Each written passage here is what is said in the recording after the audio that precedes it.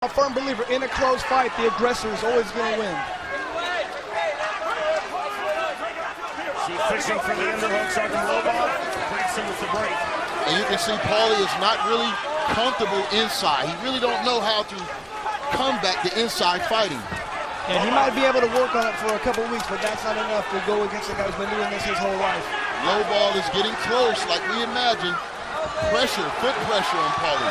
Stiff jab from Malignaggi. Lobov actually accidentally caught Malignaggi with the elbow, trying to turn. Closing stages, round number 4. Paulie Malignaggi versus Artem Lobov, our main event of BKFC6. A sporting touch of hands as we are headed to the 5th and final round. Hey, and this is turning into a much more Lobov round right there. I'm interested to see how they're judging us. I think he won that round. I'm not sure about the first 2.5. You know what I mean? That last round, close. Deep breath, baby. Okay? Deep breath. Be smart and don't pull with your hands down. Okay? And the jab is not popping like the way I want it, baby. Come on, this is the last round. He's fucking desperate. You feel me? You know, you want this or you don't want it. Okay, baby. Okay, get some water, champ. Hey, pay him back for everything he fucking said. Okay? You let him live into him. He's qualified. Malignaggi has 3 cuts on his face. Lobov is cut as well. To the 5th and final round we go. Another sporting touch of hands. And there's way round number 5. There's way more respect being shown between these guys than I had anticipated. Most definitely. Artem's going to come forward the whole time, I believe.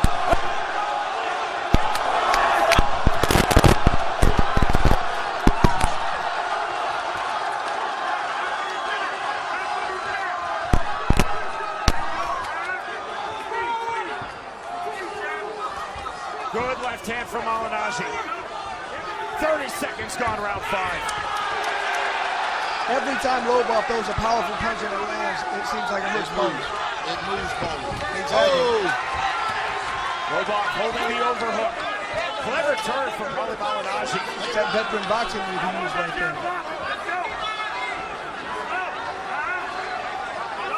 You see the continual feints from Malignaggi.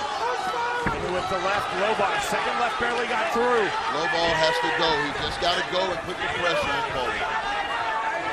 Left hand, nothing there from Lobov. 55 seconds remaining in this fight.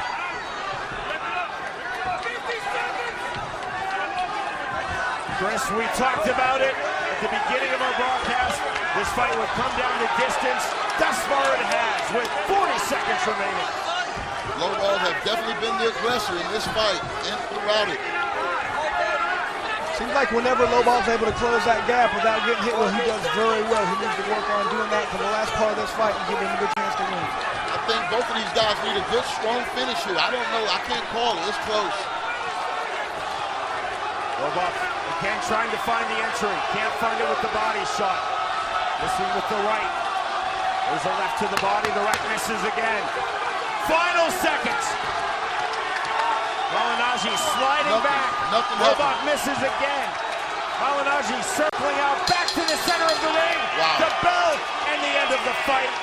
Wow, I like seeing that. Look at that. The handshake Respect, and then the hug. Respect.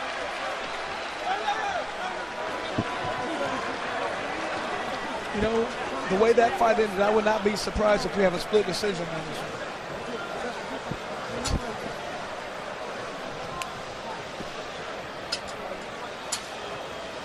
Both guys did some good things in there. Paulie seems like he figured out the first few rounds a little bit better than Lobov. Lobov figured out the end of the fight. He needed to push forward. I don't know what to think. I think it's anybody fights. I mean, it's anybody fight. Whatever the judges, if they like the aggression, if they like the boxing that Paulie Malignaggi was doing, the jab was working effectively in the first 2 rounds. And that's exactly why I would not be surprised to see a split decision. It all depends on what the judge liked there. If they like the jabs, then they're going to go with I can expect a split decision. I just don't know who it's going to. Again, this fight under the BKFC rule set, but under the auspices and control of the Florida State Athletic Commission led by Patrick Cunningham. 3 judges scoring ringside on the 10-point must system.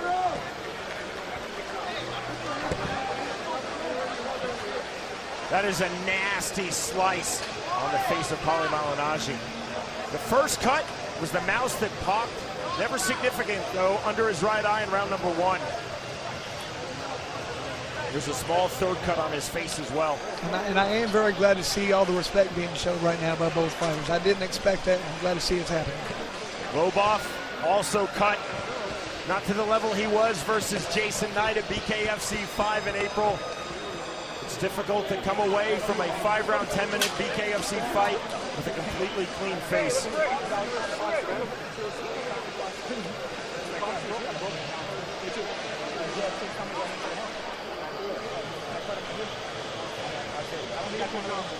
And one way or another, I think we're going to hear this place erupt here in a few seconds.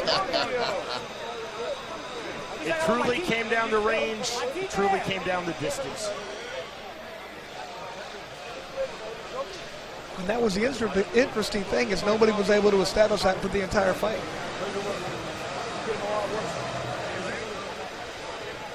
Here it is, Jeff Houston. Ladies and gentlemen, this history-making bare-knuckle fight has gone the full 5 rounds, and here are the score totals from our judges at ringside.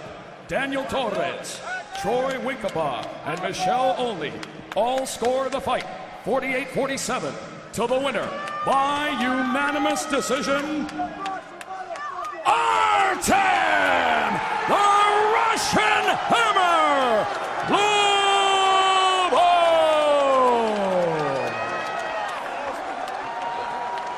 All 3 Florida judges seeing it the same way, 48-47, 3 rounds to 2 in favor of Artem Lobov. I think they saw the last 3 rounds when Lobov came forward, he was doing more damage, and that's what they liked, the pressure. I think the aggressive boxing by Lobov did it for him, but definitely a close fight.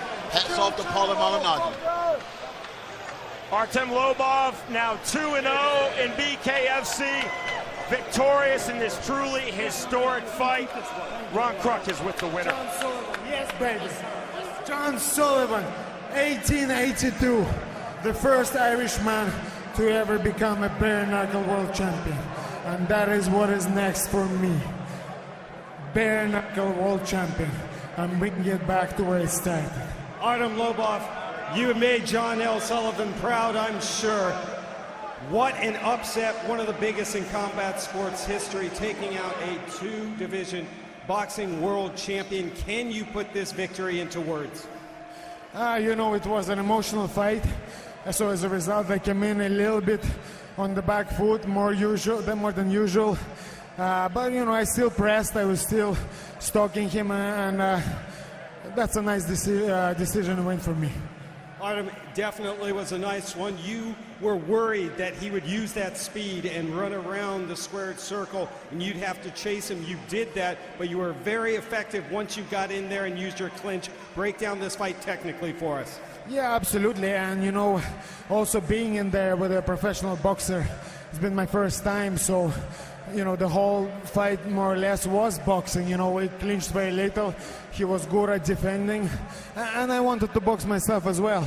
And also without the gloves, you know, the punches are a lot faster, so it's harder to time them and slip them, but we got the job done.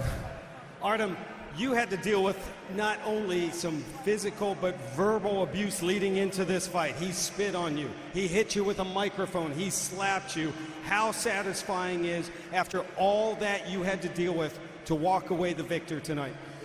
You know, to me, there's many people out there that talk a lot of shit and then they don't show up. You know, Paulie, he shows up. You can like him or hate him, but in terms of as being a fighter, you know, he showed up that time to the spar, both of them, and he showed up tonight to fight. So I will always respect the fighter for that. Is this feud over? Yeah, definitely. We'll move on to the next things now, you know. The show goes on. The most important thing for me is my son. The rest, who gives a bollocks? Hey, and on that cue, here comes your son. Enjoy this victory with your family.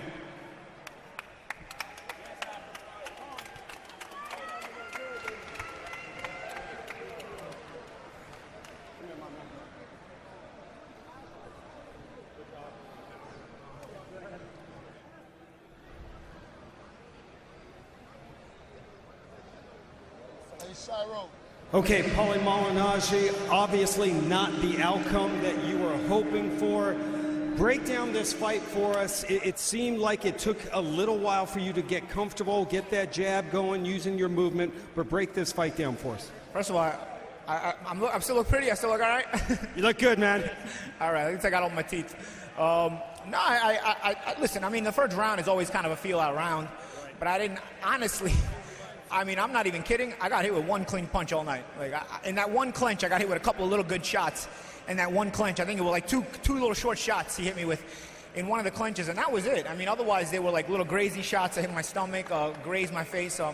I thought I pretty much outboxed him the whole way. I'm pretty sure, I've broken my hand several times. I'm pretty sure when I threw that jab to the stomach, right hand to the head in round 2, I'm pretty sure my right hand is broken. I felt a pain that I'm pretty familiar with the breaks I've had in the past on my hands. But nonetheless, even after that, I thought I boxed him pretty well. I mean, I thought I got hit with a good shot in the third round. That was in the clinch.